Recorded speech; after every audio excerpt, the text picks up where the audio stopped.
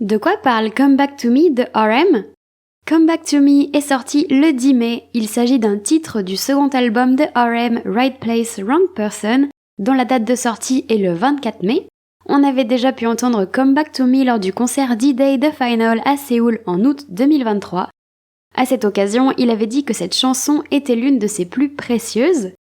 Dans l'équipe de la chanson, on compte San Yeon du collectif Balming Tiger avec qui R.E.M avait déjà collaboré sur Sexy Nakim, Junkyard, Oh Hyuk et Kuo du groupe taïwanais Sunset Rollercoaster.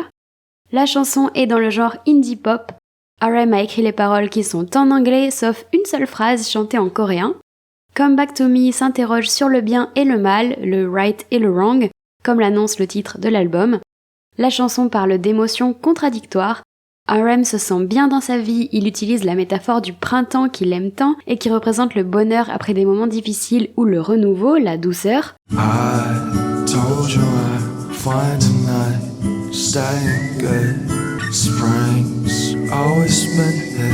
Mais malgré ce bien-être apparent, il sent aussi que quelque chose ne va pas, quelque chose manque, comme s'il n'était pas à sa place.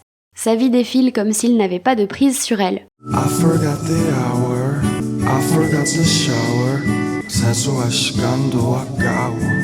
On n'est pas forcément heureux même quand on a ce qui semble être une vie accomplie. Les standards comme un beau mariage, une belle famille, une grande maison ou une belle carrière ne s'appliquent pas à tous. Se fondre dans la masse ne promet pas le bonheur.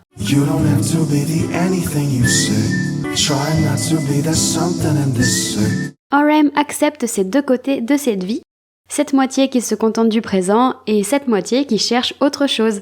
Et R.E.M s'adresse à quelque chose ou quelqu'un qui est laissé libre à l'interprétation.